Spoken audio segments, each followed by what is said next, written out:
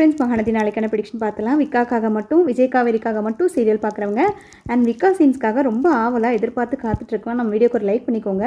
காவேரி வீட்டுக்கு ரீச் ஆயிடுவாங்க. வீட்டுக்கு ரீச் ஆனதுமே ஹாஸ்பிட்டலில் நடந்ததெல்லாம் நினச்சி ரொம்பவே அழுதுகிட்டே இருப்பாங்க.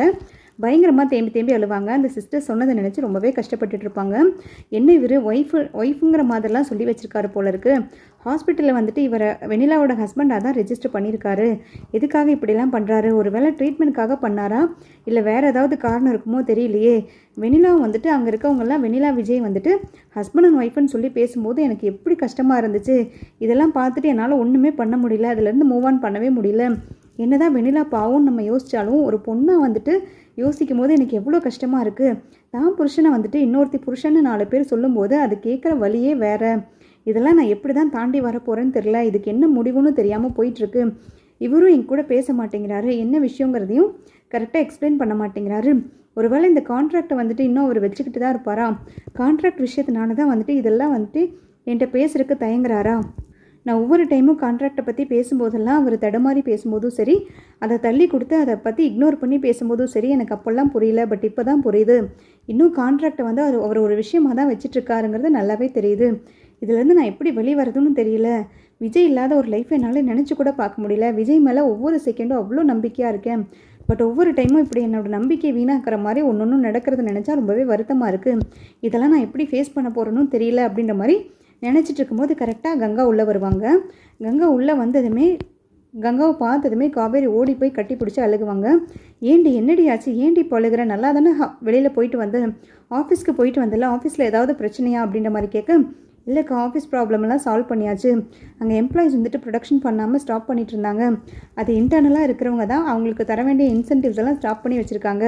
ஸோ அதுக்கெல்லாம் என்ன பண்ணணுமோ பண்ணியாச்சு. இப்போ எனக்கு அதெல்லாம் பிரச்சனை இல்லைக்கா. ஹாஸ்பிட்டலில் தான் விஜய் இருப்பாருன்றதுக்காக ஹாஸ்பிட்டலுக்கு ஓடி போனக்கா. அங்கே பார்த்தா கரெக்டாக விஜய் கிளம்பிட்டாரு, வீட்டுக்கு வந்துட்டாருங்கிற மாதிரி சொன்னாங்க. அங்கே இருக்க சிஸ்டர்ஸ் எல்லாம் வந்துட்டு சொல்கிறாங்க, விஜயும் வெண்ணிலாவும் தான் ஹஸ்பண்ட் அண்ட் ஒய்ஃபு. வெண்ணிலாவை அவர் அந்த தாங்குறாரு, அவ்வளோ கேர் பண்ணிக்கிறாரு, பார்த்து கவனிக்கிறாரு. இப்படி ஒரு ஹஸ்பண்ட் கிடைக்கிறதுக்கு ரொம்ப கொடுத்து வச்சுருக்கணும் இந்த பொண்ணு அப்படின்ற மாதிரி வெண்ணிலாவை பார்த்து சொல்கிறாங்கக்கா. அதெல்லாம் பார்த்துட்டு எனக்கு சுத்தமாக மனசே கேட்கல. அவர் இப்படிலாம் சொல்லும்போது விஜயும் வெண்ணிலாவையும் சேர்த்து வச்சு மற்றவங்க சொல்கிறதெல்லாம் கேட்டு எனக்கு ரொம்ப கஷ்டமாயிடுச்சு. அங்கேயே எனக்கு நெஞ்சு வலிக்கிற மாதிரி ஆயிடுச்சு. என்னவாக்கா இருக்கும் அப்படின்ற மாதிரி கேட்க, ஐயோ பைத்தியமே, என்னடி நீ எவ்வளோ தைரியமாக இருப்ப, எல்லாத்தையுமே வந்துட்டு ரொம்ப பாசிட்டிவாக யோசிப்ப, பாசிட்டிவாக நினச்சி பேசுவேன். இப்போ என்ன திடீர்னு இப்படி பேசுகிற? ஒரு ஹாஸ்பிட்டல்னால் அங்கே சில ப்ரொசீஜர்ஸ் இருக்கும். அதாவது இப்போ சாதாரணமாக ஃப்ரெண்டோ இல்லை வந்துட்டு பக்கத்து வீட்டுக்காரங்கலாம் சொல்லி அங்கே அட்ரஸ் கொடுக்க முடியாது. ஒரு ரிலேஷன்ஷிப்பை கொடுத்தா மட்டும்தான் வந்துட்டு அங்கே ட்ரீட்மெண்ட் ப்ரொசீட் பண்ணுவாங்க.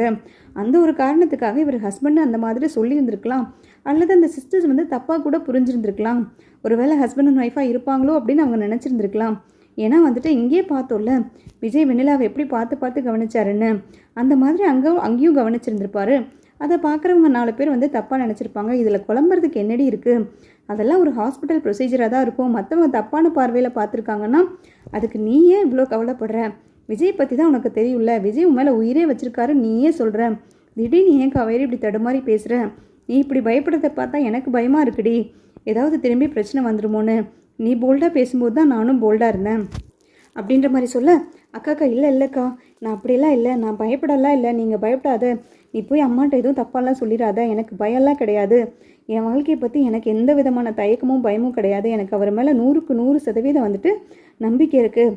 அவர் தான் எனக்கு எல்லாமேன்ற மாதிரி தான் அவரும் நினைப்பார். காவேரி தான் எனக்கு எல்லாமேன்ற மாதிரி தான் அவரும் யோசிச்சுட்ருப்பார். நீ பயப்படுறதுக்கெல்லாம் ஒன்றும் இல்லைக்கா அப்படின்ற மாதிரி கங்காவுக்கு சமாதானம் சொல்லுவாங்க. கரெக்டாக ராகினி உள்ளே வந்துடுவாங்க. உள்ளே வந்ததுமே, என்ன காவேரி, விஜய் வந்தார், குளிச்சாரு, திரும்பி வந்துட்டு வெண்ணிலாவை பார்க்குறக்கு ஹாஸ்பிட்டலுக்கு கிளம்பிட்டாரு. உங்ககிட்ட எதுவுமே பேசலன்னு நினைக்கிறேன். அண்ட் உன்னை வந்து ஆஃபீஸ்லேயும் பார்க்கல தானே? நான் சொல்கிறது கரெக்டு தானே அப்படின்ற மாதிரி உன் மூஞ்சை பார்த்தாலே தெரியுது. நீ என்கிட்ட எதுவும் பொய் சொல்லலாம் ட்ரை பண்ணாத. உன் மூஞ்சை பார்த்தாலே நான் கண்டுபிடிச்சிட்டேன். விஜய் உன்னை பார்க்கவும் இல்லை பேசவும் இல்லைங்கிறது. நான் சொன்னால் கேட்குறியா காவேரி? அவர் மனசில் பூரா வெண்ணிலா மட்டும்தான் இருக்கார். வெண்ணிலாவை ஏன் நீ டிஸ்டர்ப் பண்ணுற? வெண்ணிலா விஜய் சந்தோஷமாக இருக்க விடு. அவங்க லைஃப்லேருந்து நீ கிளம்பிடு. எவ்வளோ நாளைக்கு தான் வந்துட்டு நீயும் பார்த்து வயிற்றுச்சல் ஆகிட்டே இருப்பேன். நீ இங்கே வயிற்றுச்சல் ஆகிறத என்னால் ஃபீல் பண்ண முடியுது. அதனால் நீ கிளம்பி போயிடலாம்ல. இது பத்தாத குறைக்கும் உங்கள் அக்காவை வேறு துணைக்கு கூப்பிட்டுக்கிற, அவகிட்ட புலம்பிக்கிட்டு இருக்க. இதெல்லாம் எதுக்கு உங்களுக்கு? நீங்கள் பாட்டுக்கு உங்கள் வேலையை பார்த்துட்டு உங்கள் வீட்டுக்கு கிளம்ப வேண்டியதானே? நீ இங்கேருந்து ஏன் வந்துட்டு நீயும் உன்னை ஸ்ட்ரெஸ் பண்ணிக்கிட்டு அவங்களே வாழ விடாமல் இப்படி டிஸ்டர்ப் பண்ணிகிட்ருக்க அப்படின்ற மாதிரி சொல்ல கங்காவுக்கு ரொம்ப கோவம் வந்துடும். நிறுத்து, உன்ன மாதிரியா மற்றவங்கள வாழ விடாமல் அவங்களோட லைஃப்பில் டிஸ்டர்ப் பண்ணிகிட்ருக்கிறதுக்கு நீ தான் அந்த வேலையை பண்ணிகிட்ருக்கேன். என் தங்கச்சிக்கு அந்த மாதிரி பழக்கம்லாம் கிடையாது. உன் வேலை என்னமோ அதை பார்த்துட்டு போகணும். எத்தனையோ தடவை வார்னிங் பண்ணியாச்சு. திரும்ப திரும்ப வந்துட்டு இப்படி இதை இன்வால்வ் பண்ணி நீ பேசிகிட்டு இருக்கே, உனக்குலாம் அசிங்கமாக இல்லையா? எவ்வளோ தடவை தான் காரி துப்புனாலும் உனக்கு கொஞ்சம் கூட வெக்கமே இருக்காதா? இப்படி வந்து எங்ககிட்டயே பேசிக்கிட்டு இருக்க அப்படின்ற மாதிரி கேட்க, எனக்கு அதெல்லாம் எதுவுமே கிடையாது. நானும் எத்தனை தடவை தான் சொல்கிறது, நீங்கள் எவ்வளோ தடவை காரி துப்புனாலும் உங்கள் லைஃபை கெடுக்கிறது, உன் வாழ்க்கையை கெடுக்கிறது தான் என் வேலையே. அதுக்காக நான் எந்த எக்ஸ்டெண்டுக்கு வேணுனாலும் போவேன். எத்தனை நீங்கள் பேசினாலும் அதை தாங்கிக்கிட்டு இருக்கிறதுக்கான சக்தி எனக்கு இருக்குது. ஆனால் உங்களையும் சரி, உங்கள் லைஃப்பையும் சரி, உங்கள் வாழ்க்கையும் சரி, உங்கள் குடும்பத்தையும் சரி பழி வாங்காமல் விடவே மாட்டேன். என் லைஃப் எப்படி இந்த மாதிரி ஆச்சோ அதுக்கு திருப்பி பதிலடி கொடுக்குற வரைக்கும் நான் இப்படி தாண்டி இருப்பேன் அப்படின்ற மாதிரி கோமா சொல்லிட்டு கிளம்ப, உடனே காவேரி சொல்லுவாங்க, இவ ஒரு பக்கம்க்கா, நம்ம பிரச்சனை ஒரு பக்கம் இருந்தால் இவ இடையில வந்துட்டு இன்னும் நம்மளை வெறுப்பேற்றிட்டு இருக்கா. ஒரு சில டைம் வந்துட்டு இவெல்லாம் பேசுகிறதுக்கு எனக்கே வந்துட்டு என்ன நினச்சா பயமாக இருக்குது. எங்கே இவ சொல்கிறதெல்லாம் உண்மையிலே நடந்துருமோன்ற பயம் நம்மளுக்கே உள்ளே உருவாக ஆரம்பிச்சிருச்சு. அதுக்கு தான் இவன் இந்த மாதிரி பேசிகிட்டு இருக்கான்னு நினைக்கிறேன் அப்படின்ற மாதிரி சொல்ல, கரெக்டு தான் காவேரி, நீ அவள் சொல்கிறத காதலையே வாங்கிக்காத. அவள் இப்படி பேசி நம்ம மனசையும் குழப்பி நம்மளையும் குழப்பி விட்டுருவா. அதே மாதிரி அதே ரியாக்ஷனில் போய் நீ விஜய்கிட்டையும் பேசிட்டு வா, அதனால் பல பிரச்சனை வந்துடும். அதனால் இவளை ஒரு மனுஷியாவே நினைக்காத, இவள் சொல்கிற எதையுமே காதில் வாங்கிக்காத. சரி நீ கிளம்புடி அப்படின்ற மாதிரி சொல்லிட்டு, எங்கேக்கா கிளம்ப சொல்கிறேன், நான் இப்போ தான் ஹாஸ்பிட்டல்லேருந்து வந்தேன். திரும்பி என்னாலலாம் அங்கே போக முடியாது. எப்படி அவர் வீட்டுக்கு தானே வருவார். அநேகமாக இன்றைக்கி டிஸ்சார்ஜ் பண்ணிடுவாங்கன்னு நினைக்கிறேன். அவர் வீட்டுக்கு வந்ததுமே நான் பேசிக்கிறேன் அப்படின்ற மாதிரி கோமா சொல்லிட்டு, நான் டயர்டாக இருக்குது, நான் ரெஸ்ட் எடுக்க போகிறேன்னு சொல்லிட்டு காவேரி ரொம்ப கஷ்டத்தில் வந்துட்டு பெட்ரூமுக்கு போயிடுவாங்க. கரெக்டாக வந்துட்டு விஜய் ஆஃபீஸ்க்கு போயிடுவார். ஆஃபீஸ்க்கு போனதுமே காவேரி அங்கே தேடுவார். காவேரின்னு கத்திகிட்டே தான் என்ட்ரன்ஸில் உள்ள நுழைவார்.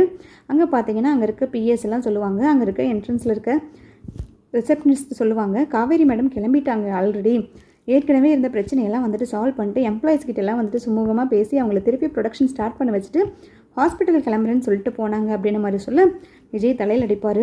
ஐயோ காவேரி, நீ ஏன் தான் அப்படி பண்ணுறியோ தெரியல. உன் நம்பரும் நாட் ரீச்சபிள்லேயே இருக்குது.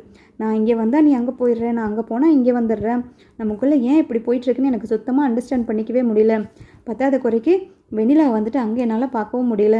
உன் பார்வைக்கு எப்படி தெரியுது, நான் வெண்ணிலா மேலே தான் கான்சன்ட்ரேஷனோடு இருக்கேன். உன்னை கண்டுக்க மாட்டேங்கிறேன், உன்னை பேச மாட்டேங்கிறேன், உன் கூட டைம் ஸ்பெண்ட் பண்ண மாட்டேன்ற மாதிரி நீ நினச்சி கவலைப்பட்டுருக்கேன். பட் நம்மளுக்குள்ளே கம்ப்ளீட்டாக நடக்கிறதே வேறம்மா அப்படின்ற மாதிரி சொல்லிட்டு, சரி நம்ம இப்போ ஹாஸ்பிட்டலுக்கே போவோன்னு சொல்லிட்டு ஹாஸ்பிட்டலுக்கு போகலான்னு கிளம்புறாரு. அதுக்கிடையில் பார்த்தீங்கன்னா நம்ம யமுனா நிவினை காட்டுவாங்க. ஆஸ் யூஷுவல் யமுனா நிவின் வந்துட்டு சண்டை போட ஆரம்பிச்சிருவாங்க. யமுனா வந்து நிவின்கிட்ட வேணும்னே போய் வம்பிழுப்பாங்க. என்ன நிவின் அமைதியாக உட்காந்துட்ருக்கீங்க, ஏதோ பறி கொடுத்த மாதிரி உட்காந்து ரொம்ப கவலைப்பட்டுட்ருக்கீங்க. காவேரி நினச்சி கவலைப்பட்டுட்ருக்கீங்களோ? அக்காவோட வாழ்க்கைக்கெல்லாம் எந்த பிரச்சனையும் வராது. விஜய் மாமா இருக்கார், விஜய் மாமா ரொம்ப நல்லவர், அக்காவை நல்லா பார்த்துக்குவார். ஸோ நீங்கள் இதுதான் சான்ஸ்ன்னு நீங்கள் காவேரி அக்காவை நினச்சி ரொம்ப வருத்தப்பட்டு காவேரி அக்காவுக்கு ஆறுதல் சொல்கிறேன்ற பேரில் அவள் கூட பேச ட்ரை பண்ணுறது இல்லை வேறு ஏதாவது யோசிக்கிற வேலையெல்லாம் வச்சுக்காதீங்க. உங்கள் வேலை என்னமோ அதை பாருங்கள் அப்படின்ற மாதிரி சொல்ல, உனக்கெல்லாம் இப்படி பேசுகிறதுக்கு கொஞ்சம் கூட அசிங்கமாகவே இல்லையா? நான் என்ன நினைக்கிறேன், நீ என்ன பேசிகிட்டு இருக்க? தேவையில்லாத இந்த மாதிரி சந்தேகமாக பேசுகிறது இல்லை வந்துட்டு அடுத்தவங்களை தரக்குறைவாக பேசுகிற வேலையெல்லாம் முதல்ல நிறுத்து. காவேரிக்கும் சரி எனக்கும் சரி அந்த மாதிரி எந்த இதுவும் கிடையாது. எந்த இன்டென்ஷனோடையும் நாங்கள் எப்போவுமே பேச மாட்டோம். இப்போ கூட காவேரிக்கிட்ட இது மூலயமா தான் நான் பேசணுன்றது கிடையாது. அவள் மேலே லைஃப் மேலே எனக்கு அக்கறை நல்லாவே இருக்குது. அவள் எனக்கு என்ன தான் துரோகம் பண்ணியிருந்தாலும் அவள் நல்லா இருக்கணும்னு தான் நான் நினச்சிருக்கேன். அவளோட லைஃப் கெட்டு போய் அதனால் நான் உள்ளே நுழையணுன்ற எண்ணமெல்லாம் எனக்கு கிடையவே கிடையாது. கொஞ்சமாவது மரியாதையோடு அடுத்தவங்களை பற்றி அடுத்தவங்களோட எமோஷனை யோசித்து பேசு. நீ சுயநலமாக இருக்கிறது தப்பு கிடையாது. ஆனால் இந்த அளவுக்கு கீழ்த்தரமான சுயநலம் வந்துட்டு ஆகவே ஆகாது. நான் இப்போ சொல்கிறேன் கேட்டுக்கோ, உங்கள் குடும்பத்திலேயே யாருக்குமே இந்த அளவுக்கு கீழ்த்தரமான சுயநலமும் யாருக்குமே இருந்தது கிடையாது. நான் எல்லாத்தையுமே பார்த்துருக்கேன். ஏன் கங்கா குமரண்ணா ஒய்ஃப் கங்காவை கூட எடுத்துக்கோ. அவங்க கோபமாக ஏதாவது பேசுவாங்க, ஸ்ட்ரைட் ஃபார்வர்டாக ஏதாவது பேசிட்டு போயிடுவாங்களே தவிர இந்த மாதிரி செல்ஃபிஷாக யோசிக்க மாட்டாங்க. உங்கள் வீட்டில் எல்லாருமே சரி, காவேரி கங்கா எல்லாருமே வந்துட்டு உங்கள் குடும்பத்துக்காக தான் யோசிப்பீங்க. ஆனால் உங்கள் குடும்பத்திலே வித்தியாசமாக நீ தான் வந்துட்டு உன்னை பற்றி மட்டும் யோசிக்கிற, உன் லைஃப்பை பற்றி மட்டும் கவலைப்படுற. அதனால் எத்தனை பேர்த்தோட வாழ்க்கையை நீ அழிச்சிருக்க தெரியுமா? இன்க்ளூடிங் என் வாழ்க்கையை சேர்த்து அழிச்சிட்டேன். பட் அது கூட பரவாயில்ல, இப்போவாது நீ புரிஞ்சுக்கிட்டு ஒழுங்காக இருப்பேன்னு பார்த்தா இப்போவும் நீ ஒரு அண்டர்ஸ்டாண்டுக்கு வரவே மாட்டேங்கிற, மெச்சூர்டாக நடந்துக்கவும் மாட்டேங்கிற. எப்போ பார்த்தாலும் எதையாவது ஏருக்கு மாறாக யோசிச்சு இந்த மாதிரி சண்டை போடுறது, இந்த மாதிரி சந்தேகப்படுறது, கீழ்த்தரமாக அடுத்தவங்களை பேசுறதுன்னு சொல்லிட்டு அதே மாதிரி தான் போயிட்டுருக்கு. நீ எப்போ உன்னை மாற்றிக்க போறியோ தெரியல. நீ எப்போ உன்னை கம்ப்ளீட்டாக மாற்றிக்கிறியோ, உன் கேரக்டரை எப்போ பிடிச்சிருக்கோ எனக்கு, அப்போ தான் அட்லீஸ்ட் நான் ஒரு மனுஷியாவது உன்னை ஏற்றுக்குவேன். அது வரைக்கும் உனக்கும் எனக்கும் எதுவுமே கிடையாது. உன்னை ஒரு மனுஷியாக கூட நான் கன்சிடர் பண்ணிக்கவே மாட்டேன் அப்படின்ற மாதிரி சொல்லிட்டு போக யமுனா ரொம்ப ஃபீல் பண்ணுவாங்க. நம்ம கொஞ்சம் ஓவராக தான் போகிறோமோ என்ன? ஏன் இப்படி இவர் பேசுகிறாரு? எனக்கு ஒன்றுமே புரியலையே. நான் மனசில் நினைக்கிறத வெளிப்படையாக சொல்கிறேன். அதில் என்ன தப்பு இருக்குது? இதை ஏன் அவர் தப்பாக புரிஞ்சுக்கிறாரு? நம்மளோட இன்டென்ஷன் சரியில்லைன்றாரு. பட் இவங்களோட இன்டென்ஷன் தான் எனக்கு என்னமோ சரியில்லைன்னு தோணுது. இவங்களாம் தான் தப்பாக இருக்காங்க. என்னோடய எமோஷனை புரிஞ்சுக்காமல் என்னோடய எமோஷனில் விளையாடுறதே இவங்களுக்கெல்லாம் வேலையாக போச்சு. அன்றைக்கி கூட கங்காக்கா என்கிட்ட எவ்வளோ சண்டை போட்டாங்க. இவங்கெல்லாம் ஏன் இப்படி இருக்காங்கன்னே தெரியலையே. நான் பாட்டுக்கு என் வேலையை பார்த்தாலும் எனக்கு தேடி வருது என்ன வம்பு அப்படின்ற மாதிரி சொல்லிட்டு இவங்க ஒரு பக்கம் லூசு மாதிரி புலம்பிக்கிட்டு இருப்பாங்க. அடுத்தது பார்த்தீங்கன்னா காவேரியோட அம்மா காவேரி கிட்ட போய் சொல்லுவாங்க, நீ எதுக்கும் கவலையே படாத காவேரி, நான் மாப்பிள்ளைக்கிட்ட பேசிட்டேன், அவர் எவ்வளோ நல்லா பேசுகிறாரு தெரியுமா, அவர் உன்னை உசுருக்கு உசுராக நினைக்கிறாருடி, நீ அவரை பற்றி சந்தேகமே பட வேண்டாம், இப்போ நானே சொல்கிறேன் கேட்டுக்கோ, நீ அவரை வெண்ணிலாவை பார்க்க விட்டாலும் சரி, வெண்ணிலாவை கவனிக்க விட்டாலும் சரி, என் மாப்பிள்ளை மேலே எனக்கு எப்போவுமே சந்தேகம் வராது, என் பொண்ணை வந்துட்டு அவர் நல்லா பார்த்துக்குவார், கடைசி வரைக்கும் கண் கலங்காமல் வச்சுக்குவாருன்ற நம்பிக்கை எனக்கு வந்துருச்சு, நான் அவர்கிட்ட பேசினேன் அப்படின்ற மாதிரி சொல்லு. நீ என்னம்மா பேசுன, அவர்கிட்ட பேசுனியா, சொல்லுமா என்னம்மா பேசுனேன் அப்படின்ற மாதிரி கேட்க, நான் பேச வேண்டியதெல்லாம் பேசிட்டேன்டி, அவரை சந்தேகமெல்லாம் படவே தேவையில்லை, நீ அவரை நினச்சி பயப்படவும் வேண்டாம் அப்படின்ற மாதிரி சொல்ல, உங்களுக்கெல்லாம் எதுவும் தெரியாது, இதுக்கு பின்னாடி ஒரு கான்ட்ராக்ட் விஷயம் இருக்கிறது எனக்கு மட்டும்தான் தெரியும், அவர் கான்ட்ராக்ட் எல்லாம் மனசில் வச்சு தான் இந்த மாதிரிலாம் பண்ணிக்கிட்டு இருக்காரு, அந்த மாதிரிலாம் இருக்குமோ அப்படின்ற மாதிரி யோசிச்சுட்டு, சேச்சா அப்படிலாம் இருக்காது, கான்ட்ராக்ட் பற்றிலாம் நம்ம ஏன் நினச்சிட்ருக்கோம், நம்மளுக்கு ஏன் இப்படிலாம் நெகட்டிவாக தோண ஆரம்பிச்சிருச்சுன்னு தெரியலையே, அவர் தான் ஏற்கனவே சொன்னார்ல, ஒரு மனிதாபிமானத்துக்கு தான் வெண்ணிலா வந்து ட்ரீட்மெண்ட் கொடுத்துட்ருக்கேன், வெண்ணிலா வந்துட்டு சரி பண்ணதும் எந்த பிரச்சனையும் இருக்காதுன்ற மாதிரி தான் அவர் ஃபீல் பண்ணுறாரு, ஸோ நம்ம தான் அவரை சந்தேகப்படுறோம், அவர் எல்லாருக்கிட்டையும் அவரோட குணத்தை வந்துட்டு நல்லபடியாக காமிச்சிட்டு தான் இருக்காரு, நம்ம எப்போவுமே வந்துட்டு இந்த ராகினியெல்லாம் குழப்பி விட்டாலும் அவர் மேலே சந்தேகப்படவே கூடாது, இப்போவே வந்துட்டு நம்ம ஹாஸ்பிட்டலுக்கு கிளம்பி போயிடலாமா பேசாமல், எப்படியும் அவர் ஹாஸ்பிட்டல் போய் வெண்ணிலாவை டிஸ்சார்ஜ் பண்ணி கூட்டிகிட்டு வரக்காக தான் போயிருப்பார், நம்மளும் ஹாஸ்பிட்டல் போய் அந்த பொண்ணுக்கு என்ன அடுத்தது பண்ணுங்கிற மாதிரி பேசி என்னங்கிறத அவர்கிட்டயே கேட்டு டிசைட் பண்ணிக்கலாம், இதுக்கு மேலே டிலே பண்ணிகிட்டே இருந்தால் நல்லா இருக்காது,